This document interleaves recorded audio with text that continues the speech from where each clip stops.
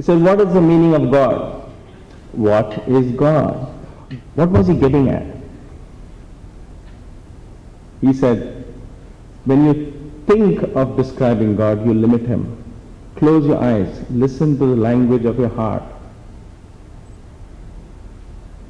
And he pressed me down. So I sat down with my eyes closed. And I started saying, God is. He said, that's your answer. There is only one God. There just isn't one God we all believe in. But that doesn't change the fact that there is just one God.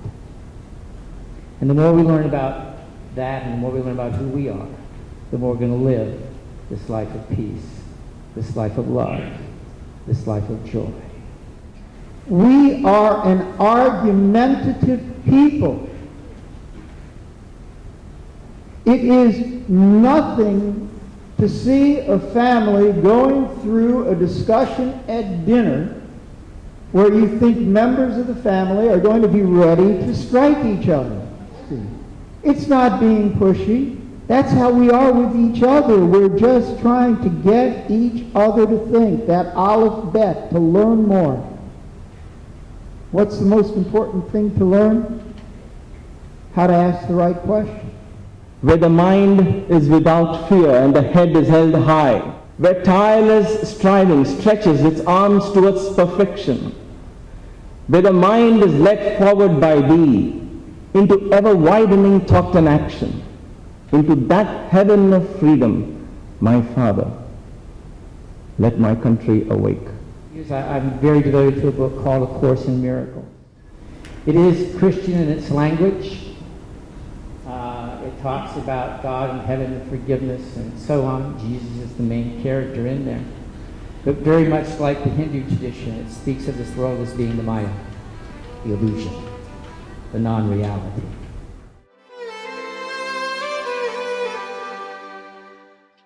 In celebration of the 86th birthday of Holy Man Sri Satya Sai Baba, this Unity of Faith event among Christians, Jews, Muslims, and Hindus was held in Cleveland, Ohio, USA, on November 19, 2011.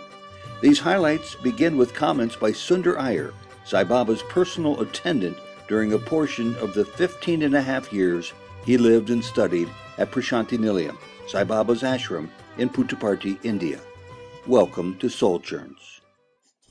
And once again, I want to take you back to this world of this holy man who has influenced and who's filled my heart and soul so much. It was a day where I had to prepare a presentation on religion and spirituality and compare and contrast the two. So I had done my research and made my notes and kept a bunch of papers, hoping Baba would call me and ask me, okay, let's see what you have got to present and give me some ideas to make my presentation really good.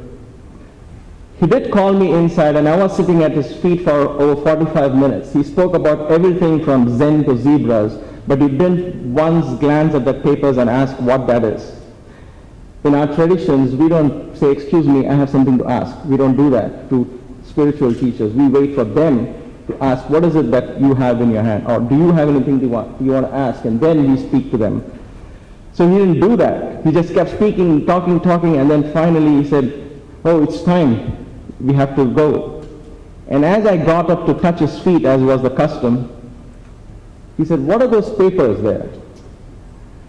And I grabbed and I said, oh, this is about religion and spirituality. I was trying to kind of make sure he picks it up and goes through it or asks me something. Instead, he just waved it down. He said, what is the meaning of God? I was, no, this is religion and spirituality. Sit down, he said. I sat down. He said, what is God? I said, God is love. You're always quick to answer. What is God? Again. God is omnipresent, omnipotent, omniscient. What is God? God is almighty, cosmic intelligence, Baba. He smiled, he said, when you think of God, are you thinking of words that describe God, or are you thinking about God? Oh. What language are you thinking about? Oh, should I sing in Sanskrit? Should it be Hebrew? Maybe English? What was he getting at? He said, when you think of describing God, you limit him. Close your eyes. Listen to the language of your heart. And he pressed me down. So I sat down with my eyes closed. And I started saying, God is. He said, that's your answer. I opened my eyes. I didn't come to that yet. I just said, God is. So aren't we taught, or don't we teach ourselves that this is incomplete? We need an adjective there. That is the answer. What is? God is. God is. God is. Every attempt to describe that is, every adjective you use to describe the is, every language you use to describe the is, only limits your understanding of the is. And as long as there are different languages to express this God, as long as there are different leaders to express this God, there will be different religions, different nations, different communities, different faiths. If you listen to the language of the heart, you will experience God is. Spirituality is experiencing the is. Religion is sharing that experience. How much more profound can you get? That was living with the Master. I would like to bring this wonderful seminar to an end with a prayer. I saw Professor Srinath put a slide and I saw the name of Tagore, who was a Nobel laureate from India. He was not merely a poet, but also a saint, a man who wrote poetry right from the depths of his heart. And this poem, come prayer, that he wrote is very apt today in our present world. I say this every morning, every night, because when you put on the TV and see the kind of disparity that exists in the world, in the name of God, in the name of religion, it pains you. Rather than believing or talking about what exists today out there, and if we talk of, there is terrorism, and we say, the world is divided, and this is what is happening, then we make it happen more and more. Instead, if we start praying and envisioning and opening up our heart to a better world, then that becomes a reality. So as a token of our offering for this evening, I would like you to join me in this prayer written by this wonderful man. And this is how the prayer goes. Where the mind is without fear, he writes, where the mind is without fear and the head is held high, where knowledge is free, where the world has not been broken up into fragments by narrow domestic walls, where the clear stream of reason has not lost its way into the dreary desert sands of dead habit, where words come out from the depths of truth, where tireless striving stretches its arms towards perfection, where the mind is led forward by thee into ever-widening thought and action, into that heaven of freedom, my Father, let my country awake. Into that heaven of freedom, my Father, may all our countries awake. My name is Reverend Tony Senf, and it's such an honor to be here today. As I did this in Toledo, I'm going to start the same way I did there. I really don't feel qualified to stand up here and talk about Christianity, and I don't know if I know anyone on the planet that is, because Christianity is such a diverse religion, we call it that. The three major aspects of Christianity are Catholicism, Orthodox, and Protestant. And then there are others besides that. So let me give you just a little history, just a general history of Christianity and how it seemed to come about. The main central tenet of Christianity, of course, is they follow the teachings of Jesus. And Jesus was thought to be the Christ, the Son of God. Now, when Jesus was here teaching this, and after he passed away, the first era of Christianity was called the Apostolic era, and this is where the apostles that were with Jesus and those that kind of followed his teachings would go out and they would teach and they would study, much like you were talking about, Rabbi. They would get together and just talk about this and discuss it, and groups were formed all over. Now, they weren't all called Christian. That term wasn't coined until really much, much later. But they were followers of Jesus. They had met much persecution during that time by the Romans. And at that time in the Roman Empire, there was a lot of upheaval. The religion of the state of the Romans at that time was paganism. Christianity was on the rise. And there was a lot of warring going on. A lot of people were being killed. And the emperor at that time, Emperor Constantine, saw his nation being torn apart. So, being the brilliant military strategist that he was, he decided he needed to bring these factions together. And he started off the first of what would be 7 councils. The first was the Council of Nicaea, and including that was the Council of Constantinople. Those are the 2 largest ones you may have heard of. And what he did was bring the religious leaders of that time, of these different sects that were doing Christianity. He brought some Jewish leaders together. He brought the pagan leaders together, and he said, look, we're going to talk about this. We're going to decide who God is, who is his son, how much power does he have, how is this all supposed to work, and we're going to write it down, and that's what we're going to believe. So that's what they did in these councils of Nicaea, Council of Constantinople, the other 5 that they had. At the end of that time, they came out with this creed. You've probably heard about the Nicene Creed. And this was the tenets of the church. Out of that church that was formed came the Orthodox sector of what's now Christianity, and still is very, very strongly. They call the Orthodox Christians. They're the ones that follow those original tenets, the Nicene Creed and so on. But at that time also, the Roman Empire took this on and began to look at this idea of the church and its tenets, and formulated its own concepts about it, and formed what is now known as the Catholic Church. I was really kind of surprised to find out that a lot of non-Christians, people in other faiths, think that Christians are all Catholics. Well, that's not the case.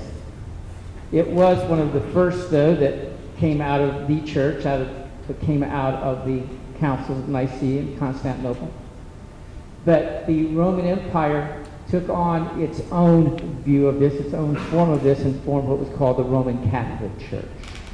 It is the largest segment of Christianity, still to this day, is Roman Catholics.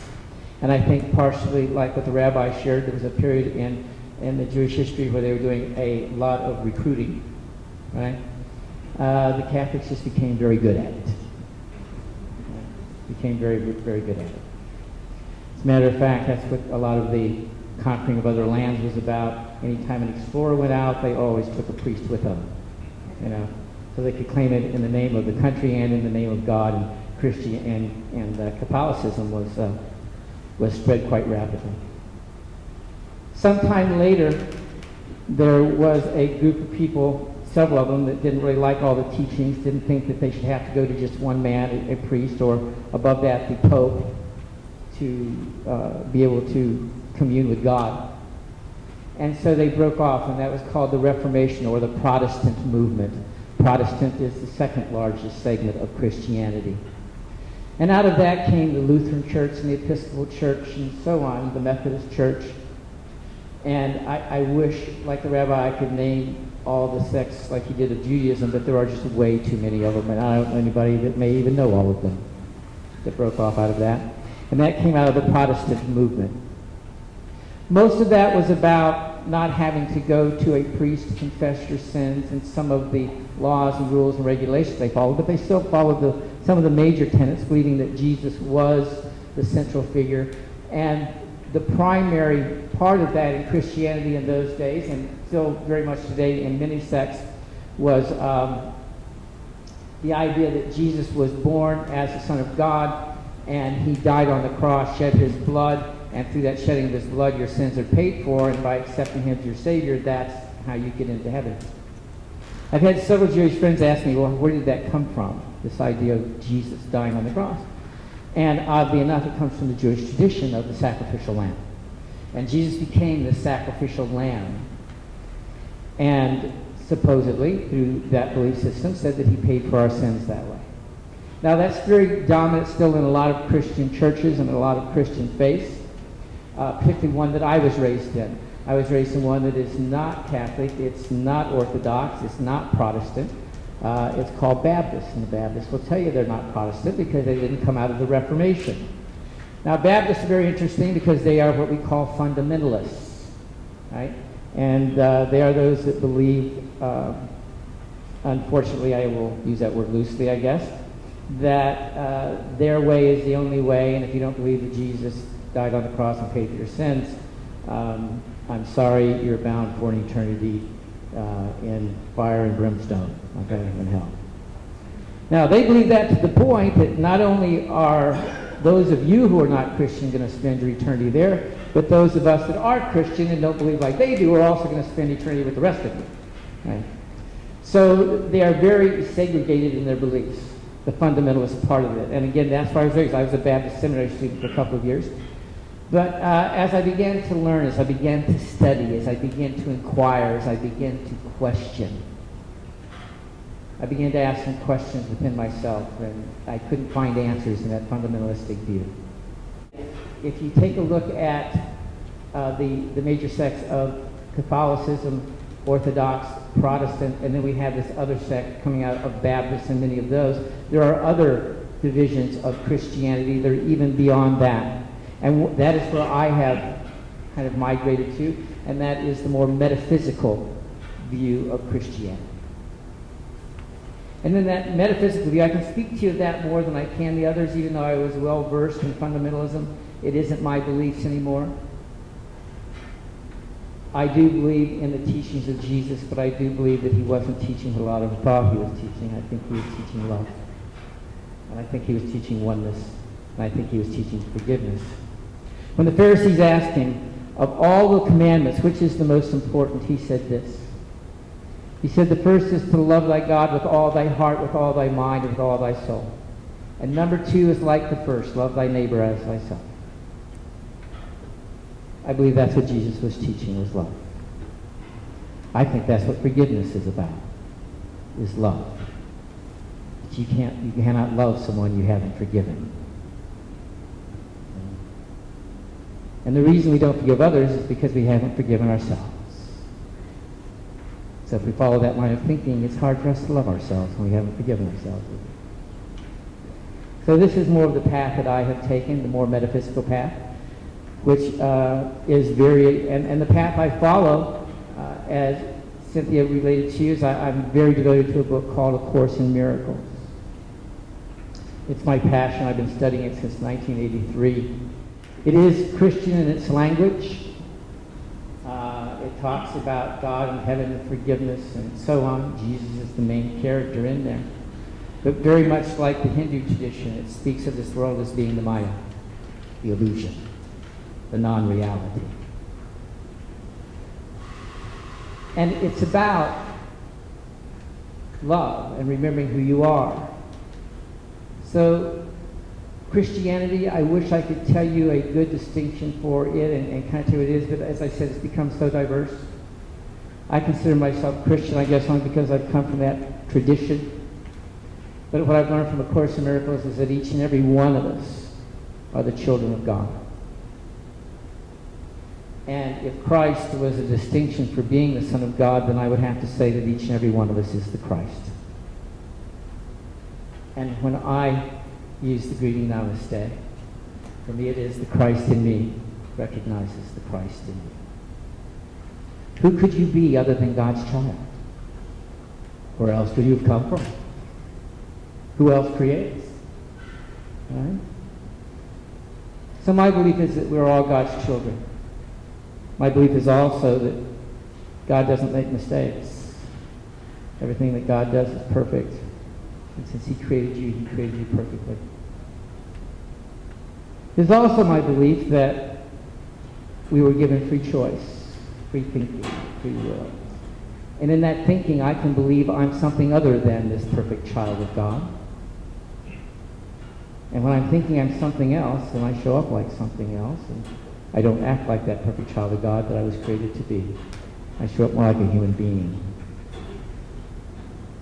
But if I can remember who I am, if I can let go this ego that I have taken on, this persona that I've taken on that I call Tony, and if I can let go of that and simply remember that I am God's child, and live from there, and live from love, and live from non-judgment,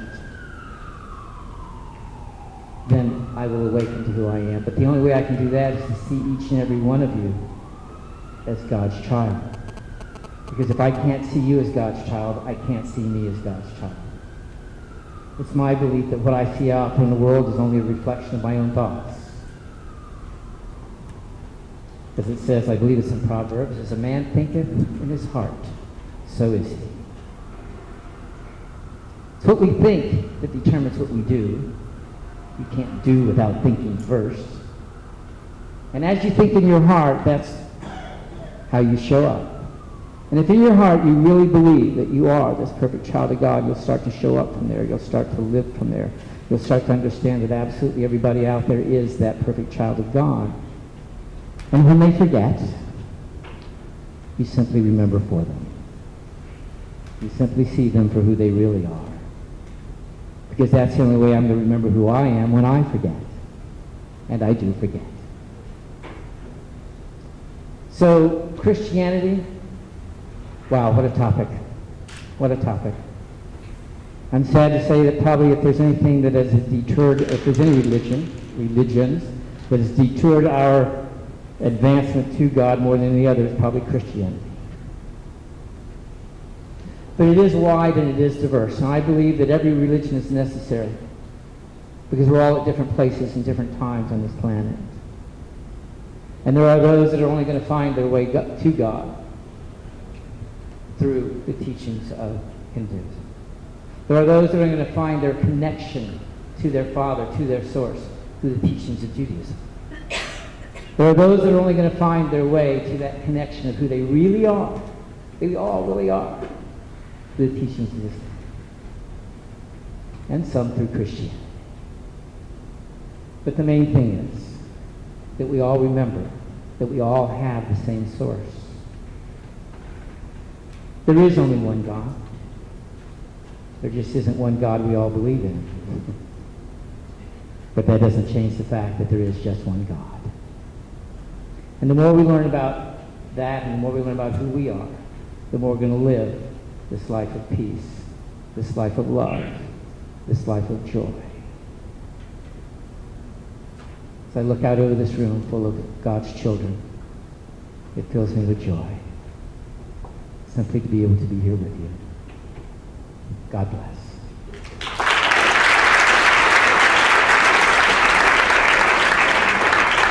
Ladies and gentlemen, today we are here to celebrate the life and teachings of this wonderful holy man, Bhagwan Sri Satya Sai Baba, on his 85th birth anniversary. There are billions of people who inhabit this earth, all of us included, of course. And while most of us live our way, accepting things as they come, ride the storm up and down, and think life is all about career, jobs, sickness, health, family. And before we know, 1 leg, 2 legs, half of us are in the grave, and life just passes on so fast. Out of these billions, there are a few handful who decide to seek something more in life, who seek out to make a difference. And knowingly or unknowingly, these people become leaders of men. There are leaders in all walks of life. You have political leaders, of course. There's no dearth of them these days.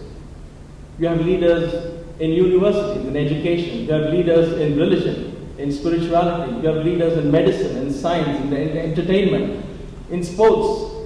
In almost every field of human activity, you have always someone who desires to do a little more, coming up as a leader. And yet, once in a lifetime, we probably come across a gem among these leaders, a super leader, if you will, a leader of leaders, if you will, a leader maker, if you will, one who does not rest by simply motivating his fellow men, one who does not rest simply by influencing somebody else's thought processes, one who does not rest even by inspiring someone else, but one who causes an inner transformation, an awakening, a permanent awakening, by simply living an exemplary life. One such gem was Bhagwan Sri Satya Sai Baba. Satya means truth. Sai Baba means the divine parent. I is mother and Baba is father. So truth, the divine parent. That is the meaning of the name Satya Sai Baba. Sai Baba did not decide to change the world or live an exemplary life after his graduation. He did not read the newspapers and decide, oh my gosh, the world is in trouble, let me do something about it. He would still have been a great man. It was when he was in the 8th grade, in the remotest village in India. This village which nobody had even heard of, was not even in the map of India itself, where there were no roads to reach. This little kid, one day from his 8th grade class, threw his books away. Now when your kids throw the books away, don't assume they're going to become Sai Babas. But this kid did. He threw his books away and said, I have a mission to fulfill. The villagers thought he was possessed, and they tried to exorcise him, and they did exorcism and all kinds of rituals to get him out of this weird thing that he's come up with, but he didn't give up.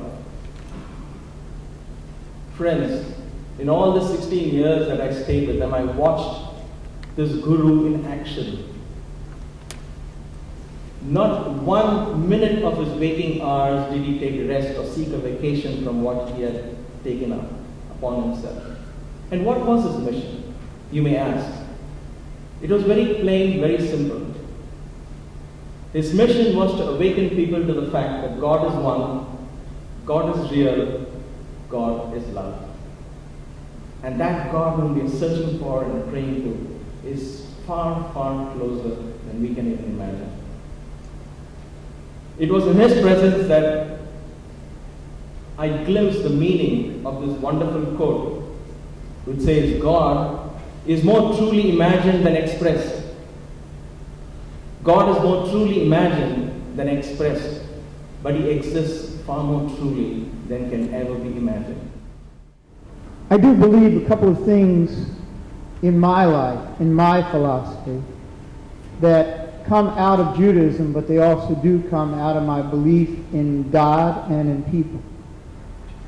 Number one, I believe that one God, the one God, created ex nihilo from nothing. I can't tell you how that happened exactly, but I believe that from the depth of my being.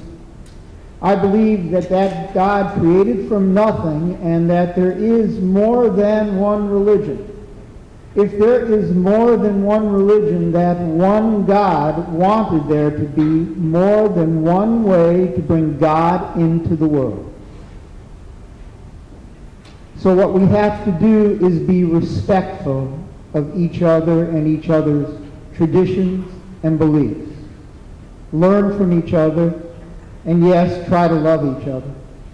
But what is the easiest way for us to do that? It's not a grandiose thing. It's to do something that I try to do each and every day. I try to ask God each day to help me be a bit better person today than I was yesterday. And if I can manage that, then I will help make this world a better place.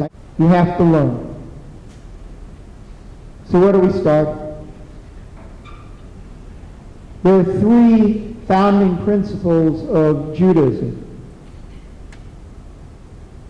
Bases, if you would. God, Torah, Israel. God, one God, undivided in any way. Shema Yisrael, Adonai Eloheinu, Adonai Echad. Listen, Israel, there is one God alone.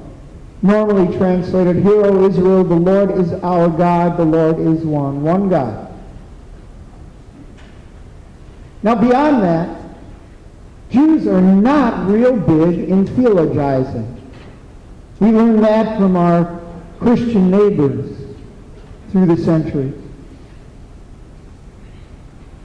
Jews are big on doing mitzvot, commandments. And in Judaism, doing is more important than believing.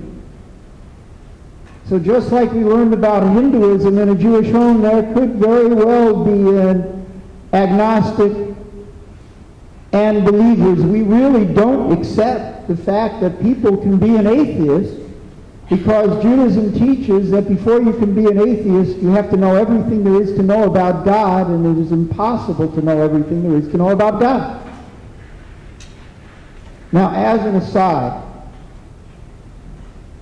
there's an old saying that we have in our community, that the only thing that two Jews can agree upon is how much a third Jew should give for charity.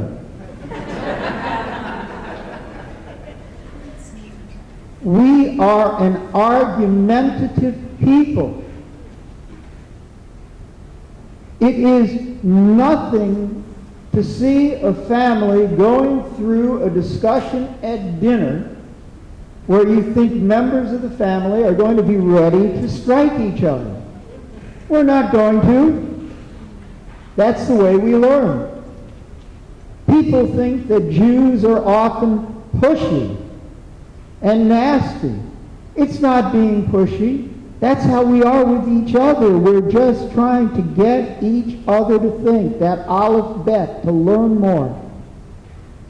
What's the most important thing to learn? How to ask the right question. And so you try over and over to teach. And where do you go to find the questions to ask? You go to the second pillar, Torah. Now most people think that Torah means simply the first 5 books of what most of you would call the Old Testament, Genesis, Exodus, Leviticus, Numbers, and Deuteronomy. But that is not what we consider to be all of Torah. Torah is all of education, all of knowledge, Jewish and non-Jewish. And so you can learn, and you should learn, in every place.